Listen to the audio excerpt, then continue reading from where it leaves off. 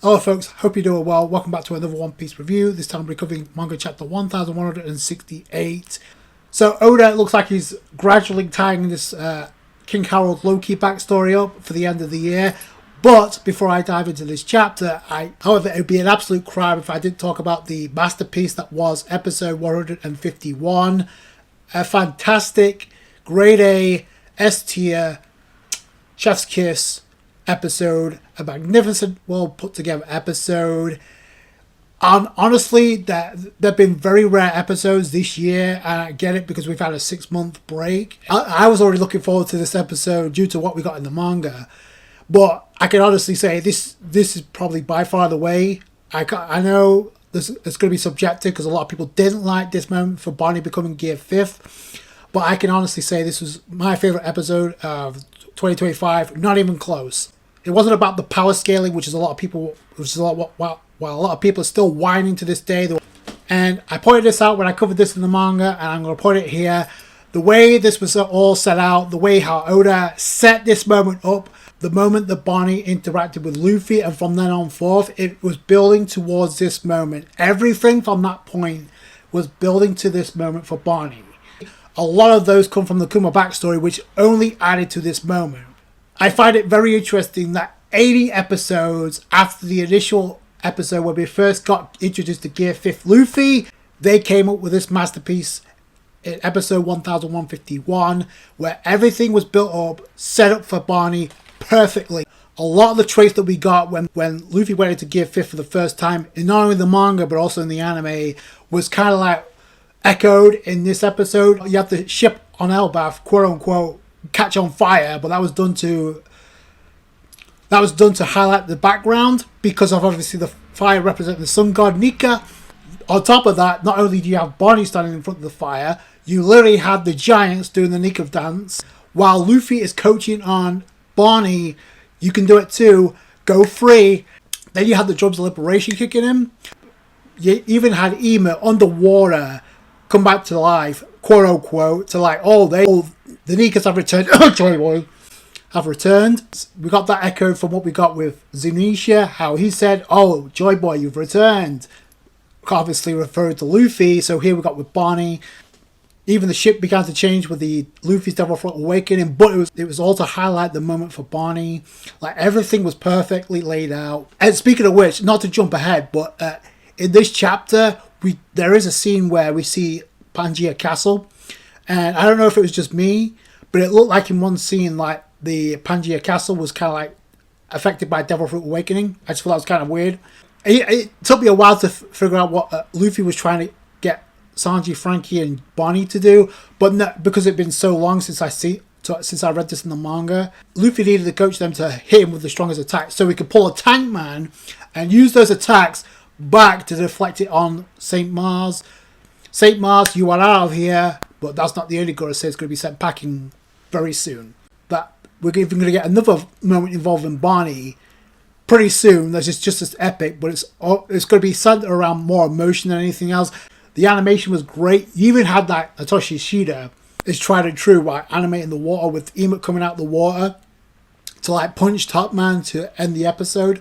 So I want to jump ahead because we do have a scene involving Joy Boy's hockey, which by itself could be an epic moment, but I'm sticking to my guns. I feel like this was the best episode all year. I mean, you can debate that if you want, that's fine, but for me personally, it's going to be very hard for episodes to top this as far as Egghead. I thought this was one of the best chapters of the Egghead Island arc. I really enjoyed the chapter. The anime went above and beyond. They amped it up a notch by 1,000. And I knew they were going to hit it out of the park with this moment, but when it comes to like all the other moments that they animated this year, I don't think they've hit as hard as this episode here. Speaking of Joy Boy Loki, we actually got to hear Joy Boy's voice actor for the first time, so that was kind of cool because we're going to get that pretty soon. And Joy Boy's how he looks in the past, so that's also going to be a big moment. But you can tell the anime, they adapted 2 chapters into 1 episode, going for like ending the year off with Egghead Island and starting the year off when they get to it with elbaph. So let's get into this chapter, and I will say the 2 things I appreciate about this chapter the most is we got an explanation as to the symbolism of the marking on the Holy Knights, as well as the pentagram, or I guess the magic circle, and what the deal is with that, which is questions I've been asking. Oda trying to wrap up the Loki and King Harold backstory, chapter where Oda is literally painting the picture of the ending of this flashback, literally. So on the cover of Quest, we got Hachi with a bunch of black sheep. So, and obviously, much like the remaining chapters of the year, it's like obvious, like Oda's trying to hang on to like use the remainder of this year to wrap up this flashback so he can open up the Straw Hats in the present. That's what he's doing with his cover requests. I feel like he's going to open up 2026 with a bang when it comes to like giving us a new cover story. At this point, I wouldn't mind seeing a Big Mom children's cover story, because we don't know what's going to happen with Katakuri and Smoothie. Now, I did say they could possibly go off and try and rescue Pudding, but if that's not in the cards, then I can also see this being a way for Oda to like give some closure towards Pudding and Sanji. I still think there's unfinished business there, so that could be where Oda's going as well. Let's start off the chapter with, I guess, the press or the journalism being spread about the heroism of King Harold, how things have changed now for King Harold and the rest of Elbaph. So, following this, we go to King Harold since the passing of Ida. So, we do get somewhat of a flashback.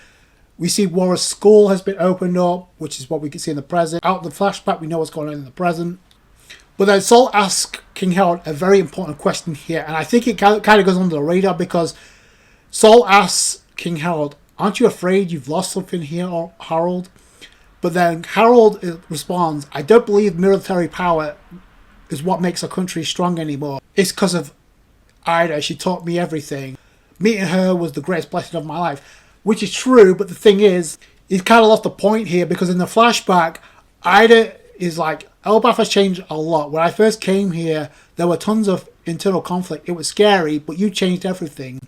But that was because of Ida. But Harold goes on to say that all customs of our backwards traditions, all of those bad practices from the warrior era will be thrown away.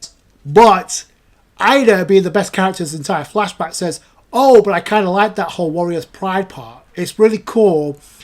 But even though she kind of like scolded Harold when they first met for like thinking he was above everybody else because he thought he was strong because coming from Elbaph. But here it's like, oh, I kind of dig that whole warrior's pride. Now, I'm sure that has to do with King Harold and the fact that Ida, again, the best character in this entire flashback. You should cherish your culture, which goes against exactly what Harold was looking for in the first place when he told Elbaph, listen, we can change our image, we can forge alliances with the rest of the world whilst maintaining our warrior's pride. That's what he said to the rest of Elbaph, but along the way, he lost that ideology.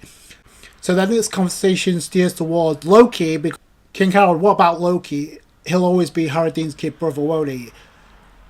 But then Ida responds, in my heart, I've always thought of him like that. The feelings like that keep my heart full. It's what keeps me going all this time. So it's that thought alone that's kept her pushing, despite the fact she was poisoned. But following this, she ends up passing away, succumbing to the illness. And interesting, Harold leaves, King Haradin enters, and Loki's locked up. So then it cuts to 14 years ago. 14 years ago to the incident. So Shanks is missing from the Holy Land. Oh, gee, what a shocker. But they got to say Shanks is missing indeed. Had he completed his last mission, he would have been formally knighted. But for someone who was actually like the son of Figalan Garling to not give him preferential treatment. Speaking of the Holy Knights, we got King Harold interacting with the Gorosei. So they go on to say, since Shanks missed out on that opportunity falls with Liu to become an official Holy Knight. And King Harold, of course, is going on with this. So he's already made that pledge. He's lost Ida. He only has King Harold and Loki. But then he goes on to say, okay, I accept. Then the Gorosei go on to say, the Great One has agreed to trust in you. It's been a long process. You'll be remembered as a king who brought great change to Elbaph. So the King Harold goes on to say, once Elbaph finally joins the world government, I'm going to dip. I'm going to relinquish my throne. A younger, more virtuous ruler than I should take over. Now, who's he referring to? It could either be referring to Haradin or Loki. And considering Loki was a target, maybe it's Loki, but I also seem to think it was Haradin just because of what the situation involving Ida. We don't really know. Loki's locked up at this point, so it wouldn't surprise me if it was Haradin he had in mind. But as he says this, Jupiter has this look on his face like, yeah, about that. He goes, and we get King Harold pulling a King Cobra moment because he enters the throne room and sees Ibu for the first time. It's like, wait a minute, why is someone sitting on this throne? Ibu's like, I've been watching thee, Harold, all this time. Of course you have. Literally, King Harold gets Ibu's stamp of approval. Literally. It's stamped on his arm. And apparently this is the mark of immortality that all official Holy Knights, quote-unquote, have. I'm going to get to that because this is going to tie into my point by the end. So according to St. Mars, this is the power of immortality. Imu tops it off, consider thyself an immortal knight, sworn to Imu. Then Imu goes on to say, carve an abyss pentagram in elbaph that will mark the bond between us.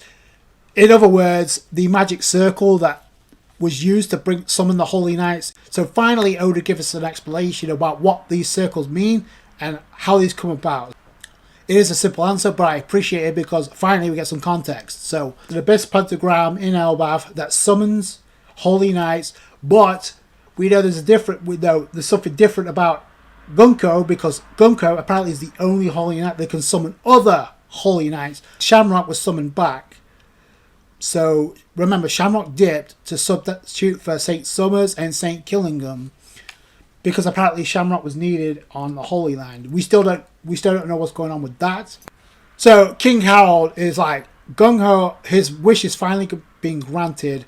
We go back to Oris Castle with King Harold and Imu communicating via the pentagram. So, Imu is telling Harold, mobilize the entire nation and form a grand army of warriors. The giant warrior fleet will stand alongside the Marines, who, by the way, we got giants as the Marines anyhow, and serve the world. Harold's like panicking, like, wait, everything I was done was to free elbaph from violence. But I'm like, that was kind of naive. But of course, if anybody still wishes to fight, I'll gladly encourage them to enlist in the Marines, which is what I just said. Like, we got giants becoming Marines anyway. So, but it's not enough for Imu. Apparently, Imu wants a private militia formed of warriors from elbaph, which is exactly what Imu has in the present. So it makes sense. So King Harold fucks up here because they're like, I can't do that with you.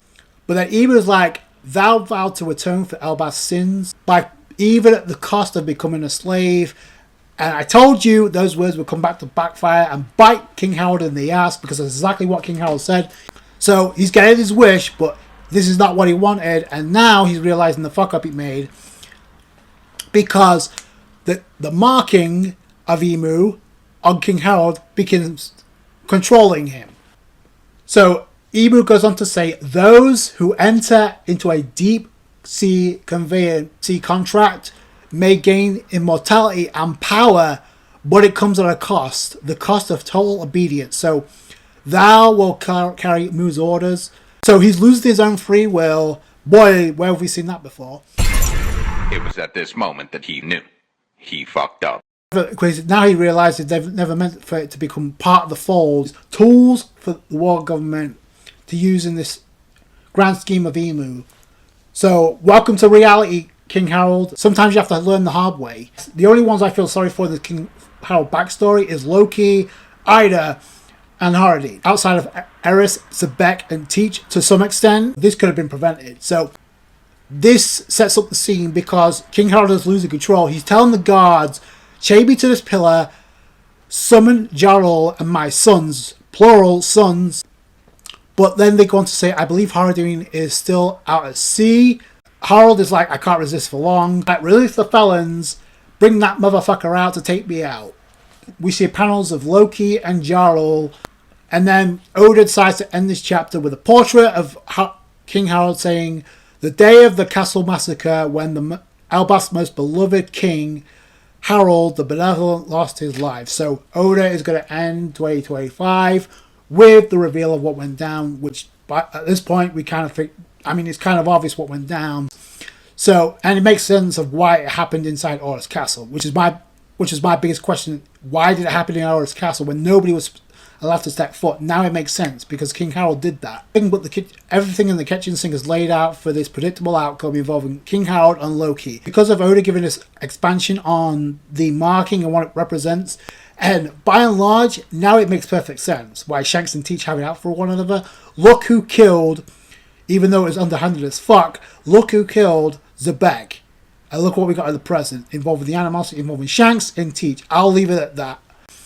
All in all, I thought it was an okay chapter. Very simplistic considering we knew the scenario was going to play itself out. But the fact that Oda is like giving us the portrait of King Harold, which was my point to begin with. Why would he have Harold's appearance silhouetted when he was quote unquote shish kebabbed at the beginning of this flashback if it's not leading to reverse Idami in some way, shape or form?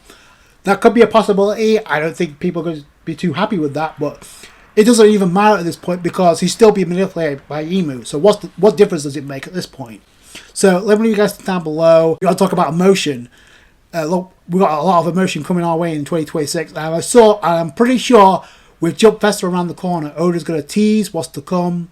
So it looks like Oda's going to finally wrap up this flashback within the next chapter. So let me know you guys think down below. If you enjoyed this video, you guys know what to do. Hit that thumbs up. I appreciate that. I appreciate all you guys' support when it comes to these One Piece reviews. Take it easy, guys. Bye.